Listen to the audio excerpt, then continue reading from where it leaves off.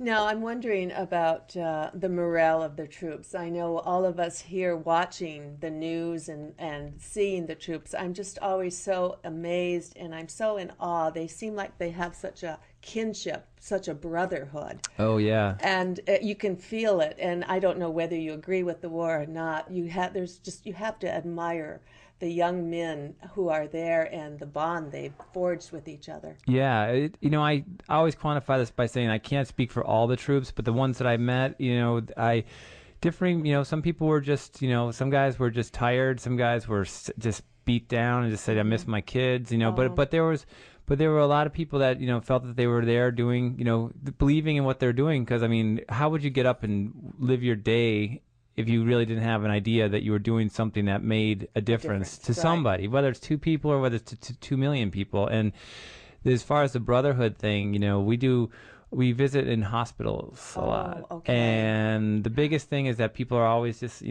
about being hurt, as they said. I mean, I'm talking kids I met with that were double amputees, things like that, that Mm-hmm. just said, I'm not going to be able to be with my friends anymore. And I'm Oh and, my and, and, and gosh. I'm leaving them Oh to the wow. point where they felt that they were doing a disservice to the people that they fought alongside with. Oh And that was the thing that they thought of. And it was, I mean, wow. you couldn't believe it. It Mm-hmm. was, and we do a lot of tours. I mean, hospitals are, Uh, it's a very important part.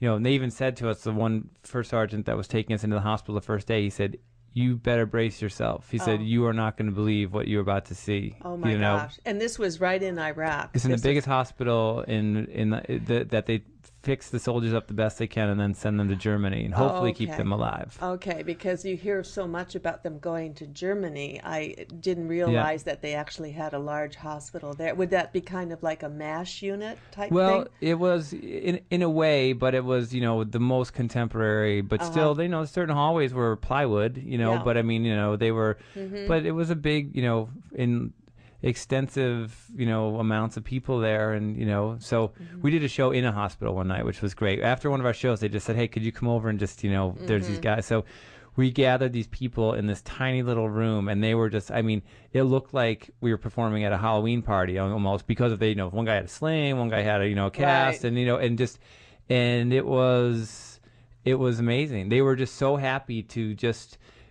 after days and days of sitting there for who knows how long, and they all had pretty extensive Mm-hmm. injuries, because Right. they were on their way to Germany, but they were so happy to, just Mm-hmm. have someone come by and make them laugh. As you know, my generation, our generation, we had the Vietnam War, and to us it seems like deja vu. It's like it's a nightmare happening all over again. During the Vietnam War, when I would listen or hear from my husband, you'd sit by the mailbox. And how do the troops, do they have access to email so that they can stay in touch with their families? Yeah, that they do. That would be a big difference. It is a big difference. I mean, and they can do video chats, Ah, so yes, I yes. mean that's the good news. Bad news is Dear John letters get there instantly. So you don't have, so you could be, that could be the hard part of it. But it's really amazing how technology. I think that they have certain websites that they're not accessible through the Uh-huh. military computers. But I mean, Yeah. it's pretty. That's a Yeah. good way to stay in touch with people. I know my husband and I, we were invited to go on board the Carl Vinson, the aircraft carrier, and we spent the night on the ship with the sailors. And all they could talk about is how thankful they were that they had email and chocolate chip cookies. Yeah, yeah, yeah. So they were just regular guys trying to stay in touch with their families. And if anyone ever wants to send something that they think would be appropriate, it's funny because they always talk about the things that people send us teddy bears. Like no Uh-huh. offense, but we really don't What? have a place to put a teddy bear. Right. We're carrying all this stuff, but the those little wipes that you have for your, they're like, Oh, there's nothing better for then, someone that's living in the desert than that. oh So yeah, it's the that's best gift. They always they'll throw everything aside, just and just reach for that, and they just wipe their face and their Yeah, hands. whatever. Just Uh-huh. some way to keep themselves clean because they might be stuck somewhere, and I mean, just you wouldn't believe where sand can get into. Oh, I mean, you have I can imagine. Are you able to stay in touch with any of the soldiers that you met there? And I know there's a lot of testimonials on your website. They adore you. Oh, thanks. Some of them, yes, I do. And I had a very cool experience. Character, or it's not a character, but he's an actual person that became one of the stories in my show 25 Days in Iraq. Okay. His name is Ryan, and he was a very profound effect on me because of my interaction with him. But I went to 2 tours later. I was in Afghanistan, and I was walking down this little dirt road on this base, and there's these people playing frisbee, and this guy said to me, he said, "Your voice sounds familiar." He said, "What do you do?" And I said, "I'm a comic." And he said, "I flew you on these Blackhawks. I'm a door gunner on a Blackhawk." And I said, and he took off his glasses, and I said, "You flew with Ryan, right?" And he said, my gosh. "Yeah." And he said, I said, "Oh my gosh, I was so happy to see him." I said, "How's Ryan?" And he goes, "Ryan just got shot." Oh no. And that's the thing. That's the reality of war. And I said, he was going down, pick up some other troops, and he got shot in the chest. And but he said he's rehabbed now, and he got and so.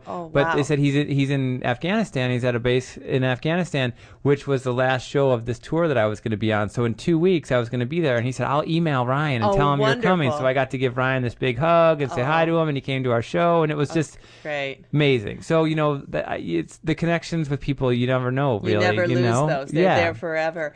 I've been lucky enough to go to your one-man show, and it was just quite an exceptionally moving night. It was a very emotional night. I felt very patriotic. I was very touched by it. Could you tell us how you came about writing the show and when you started performing it? Sure. I actually began writing the show when I got back from my first trip to Iraq, and it just was... From someone who had only been in Iraq for 3 weeks and not even in a combat situation, coming back home, for me, I'd stand in the line at a coffee shop, and people would, I live in Los Angeles, so people would sound stereotypical, but people would say, I really wanted skim milk, this is whole milk, and I thought, oh my gosh, I want to just punch this person, because I just can't believe that this is an issue that has any relevance in their lives, where these people are living in such hard existences, and it just seemed to me that it was just out of sight, out of mind, That's the problem with this war. I think so many Americans are just out of touch. It's something that's happening to someone else. If it's not in your family, or if not in your neighbor's family, then you know what? What do I have to care for? It's so different, because when you think back to previous wars, wars like World War II, everyone went. You had the Roosevelt children, the Kennedy children, everyone went. And this war, it's hard to find people that that are going to the actual serve. Sure. Yeah. And so I wrote this show because I felt that I thought that we had kind of begun to consider military people and families as expendable, commodities, in a way that, what's the difference between 2 people that got killed last week versus 8 the next day versus 15 on a helicopter? I mean, what's the difference, right? There is a big difference. Oh, absolutely. It's how we honor their sacrifice. So my show is not about politics. My show is about the people of the war, and how war has a direct effect on the person fighting it, the woman at home, the husband at home, the children, business. I mean, I met contractors whose businesses were going under because they had, a contracting business, and they were extended tours. And he's like, the people that work for me are losing their jobs. He said, could you imagine fighting in a war and losing your job, your livelihood? I mean, your business. Right. That's the difficulty. Like in World War II, the entire country was fighting the war. Right. And there's rationing and no nylons and things like that, right? It was a part of everyone's life. And this war, unfortunately, we're disconnected. Yeah. Unfortunately, and that's why your show is such a service. I hope that a lot of my listeners will take the opportunity to go and get Tom's DVD and listen to it. It's an interesting story. It's got everything in it. It's got humor, it's got sadness, it's got patriotism. It just makes you proud to be an American. And thank you. When you hear Tom tell this story, you just want to reach out and hug every one of those boys and young girls that are over there laying it on the line for us every day. They're great Americans.